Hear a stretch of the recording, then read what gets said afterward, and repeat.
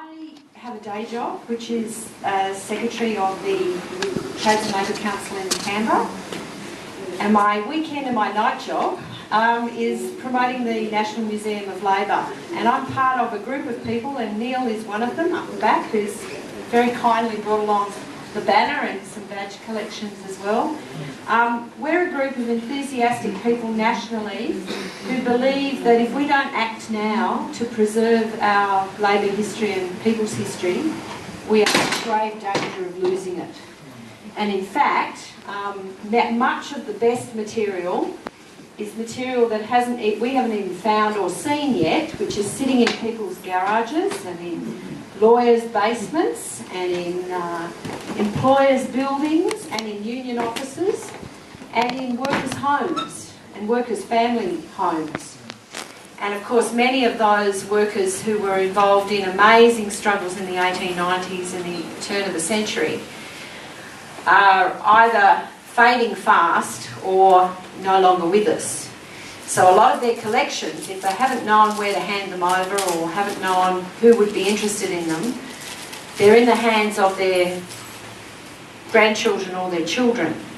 Now, if their children were interested in politics, they probably have some clue about what to do with that material and how valuable it is. But if they don't, some of it's gone to the dump, or the tip, or a skip.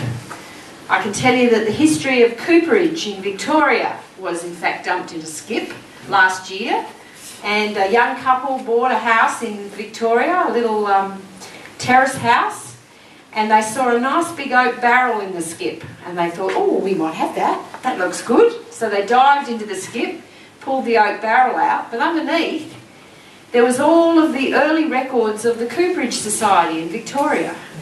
And luckily, just luckily, they took some notice of it and they pulled it out and they thought, gee, this shouldn't be in the skip. This is quite important. So they actually they Googled, don't know exactly what search words they used, but luckily they picked the right ones, and they found the Noel Butland Archive at ANU, which is the Labour History Archive, and they rang up Maggie and they said, we've got these records, would you be interested in them? And she said, don't move, stay there. I'll be right down to collect them. So, look, there are millions of stories like this.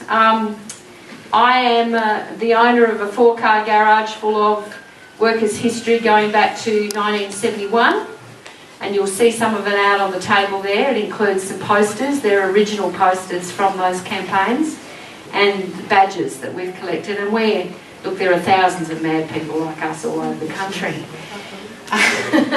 And it not only plots our own working life and our own social history, but this history is relatively unknown to most of our children in school. They don't learn it in schools. They don't, even if they're really enthusiastic, there really isn't an opportunity for them to learn this history. And we know this is why many of them do not understand where their working conditions come from. I do a lot of work in schools and universities and TAFE colleges, just talking to young people to warn them about how they're going to enter the labour market and what basic rights they must understand and where to go if they get into trouble. And I train a crew of young people who become part of my youth campaign team, because young people tend to like to listen to other young people, and they take a lot more notice of what some of those young people tell them. And in Canberra, we have 160,000 young people, children and young people, who come into Canberra to visit the national institutions every year. And they can do that entire journey and learn nothing about a people's history of Australia. They can see little glimpses of it at the Museum of Democracy. They can learn about the aristocracy and their wonderful history in the Portrait Gallery. I challenge you, if you haven't visited the Portrait Gallery, it's a wonderful gallery and it's absolutely beautiful, but it's the ruling class's gallery, and it features most of those faces, and there are very few ordinary people in that gallery. There's a couple. It's a bit of a test. You go and find them and then report back how many of them were ordinary people. And this is why we've decided we'll actually coalesce together nationally, and we'll work cooperatively to try and display some of the iconography like this. and some of the material we've got out there and in the cases. And we will encourage people to come forward with their material, and we'll tell them where the safe archives and curators are. And Neil, in fact, is curating and preserving a whole lot of material at Unions New South Wales in the old Trades Hall in Sydney. And if you haven't gone and had a look at that collection, I really urge you to go and have a look, because it's magnificent, it's beautiful.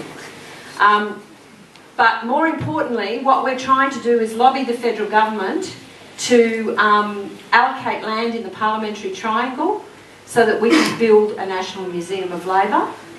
And because of the sort of people that we are that are involved in this, we don't want it to go down the path of the National Museum of Australia. We want it to be a completely independent museum, and it needs to probably self-fund itself so that it's never going to be subject to the cycle of elections and being defunded by Liberal governments. And that's quite important. And those people who are involved in the National Museum of Australia have urged us to go down that road.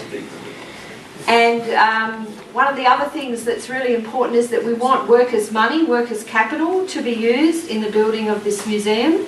And so we are negotiating with the industry super funds, who I have to tell you, build buildings in that area and adjacent to the parliamentary triangle at a profit to earn benefit for their members.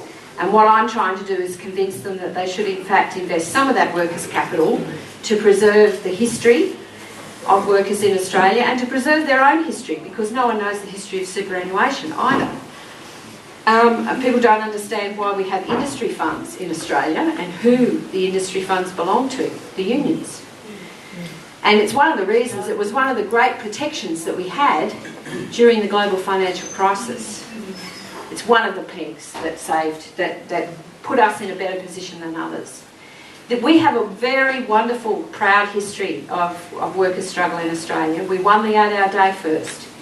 We've won many legislative changes which brought in laws to protect workers around occupational health and safety, workers' compensation, long service leave, which are not enjoyed in many other countries around the world. And certainly very few countries that have all of the planks that we have. So it's really unfortunate that most of the current younger generation actually don't understand this and they don't know it. And there's nowhere where they can go and actually find that information out. And find out what their grandparents and their parents were involved in when they were involved in all of those battles. And so this is, it's a bold goal. But I believe if we don't make a move and we don't start to work on this now, a lot of this history is already being lost now. And this story needs to be told. We're sick of hearing about the Murdoch story. We're sick of hearing about the Packer story. We're sick of hearing about others who have benefited just personal family histories at the expense of other people.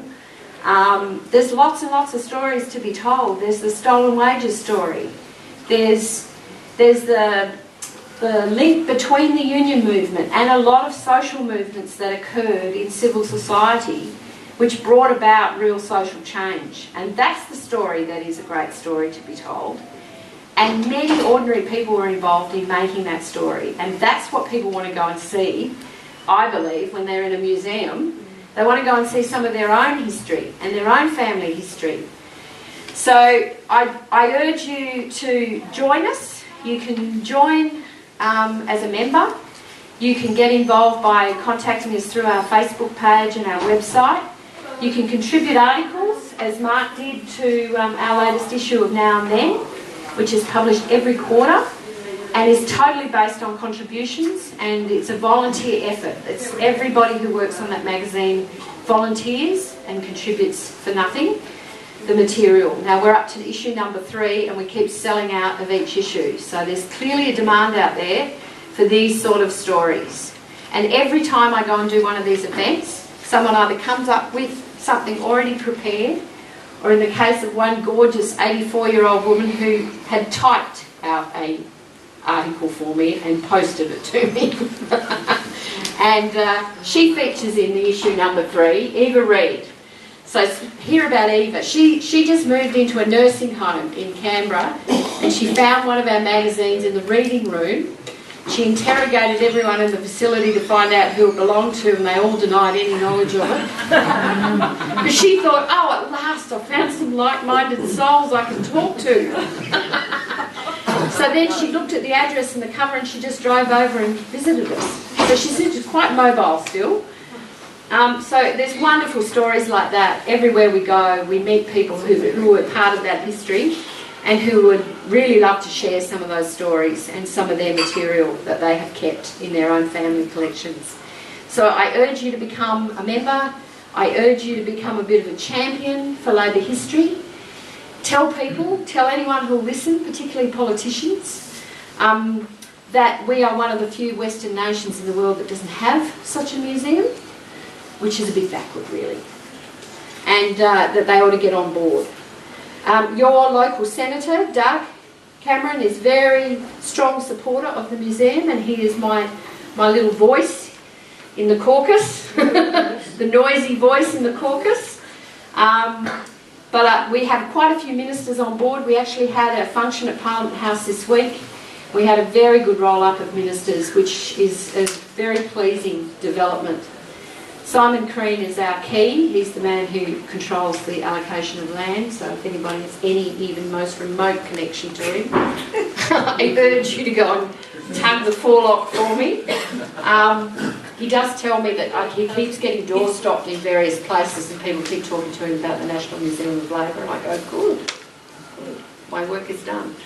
So I'll finish there, and I'll thank you very much for listening and for inviting us up here.